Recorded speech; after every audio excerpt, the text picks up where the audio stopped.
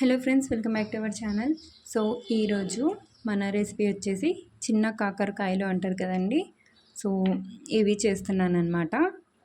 వీటిని ముందుగా 2 సార్లు శుభ్రంగా వాష్ చేసి పెట్టేసుకోవాలి. ఇప్పుడు ఒక కడాయి పెట్టేసుకొని ఇందులో ఒక 2 టేబుల్ స్పూన్స్ వరకు ఆయిల్ యాడ్ చేశాను. ఆయిల్ హీట్ అయిన తర్వాత ఇందులో సన్నగా కట్ చేసి పెట్టుకున్న ఆనియన్స్ యాడ్ చేసుకోవాలి.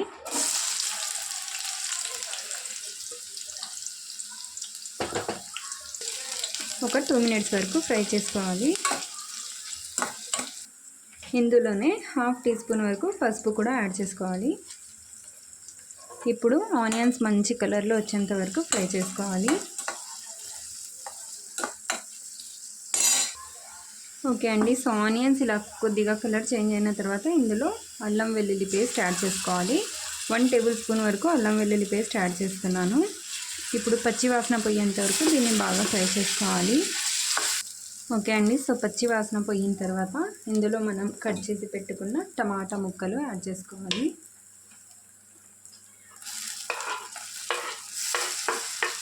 సో ఇక్కడ మీడియం సైజ్ టమాటాలు 2 తీసుకున్నాను. ఒక్కొక్కరు ఒక్కో రకంగా చేస్తారండి. ఇదైతే నేను మా మమ్మీ స్టైల్లో చేస్తున్నాను. సో మరి మీరు ఎలా చేస్తారో నాకు కింద కామెంట్లో చెప్పండి, నేను కూడా ట్రై చేస్తాను. ఓకేనా. ఇప్పుడు టమాటాలు బాగా మెత్తగా మగ్గేంత వరకు కుక్ చేసుకోవాలి. సో ఒక చిన్న టిప్ అండి, టమాటాలు కొద్దిగా పచ్చిగా ఉంటే మగ్గడానికి చాలా ఎక్కువగా టైం తీసుకుంటాయి కదా. ఇందులో కొద్దిగా ఉప్పు యాడ్ చేసుకుంటే టమాటాలు చాలా తొందరగా మగ్గిపోతాయి. టిప్ నచ్చితే లైక్ చేయండి. ఓకే అండి. సో ఇక్కడ టమాటాలు బాగా మెత్తగా మగ్గిపోయాయి కదా. ఇప్పుడు ఇందులో మనం వాష్ చేసి పెట్టుకున్న చిన్న కాకరకాయలు యాడ్ చేసుకోవాలి.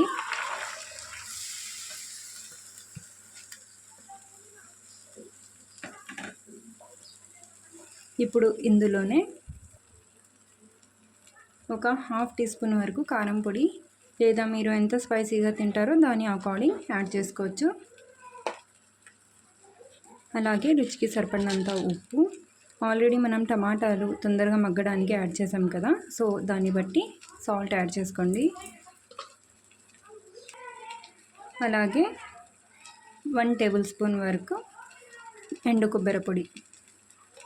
అంతే అండి, ఇంకా ఏం ఎక్స్ట్రా మసాలాలు యాడ్ చేయాల్సిన అవసరం లేదు.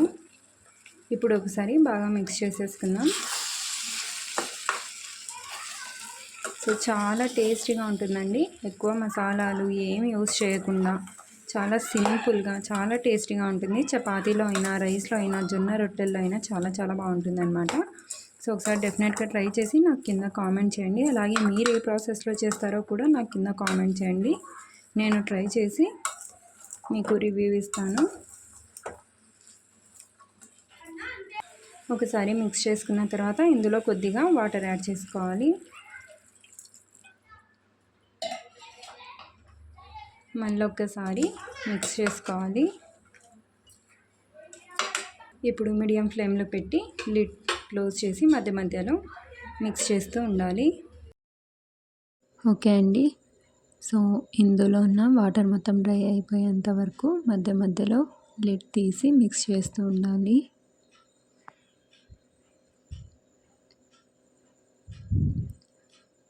సో ఇలా వాటర్ మొత్తం డ్రై అయిపోయిన తర్వాత మన చిన్న కాకరకాయ కర్రీ అయితే రెడీ అయిపోతుంది. ఇంకా గ్యాస్ ఆఫ్ చేసుకోవడమే.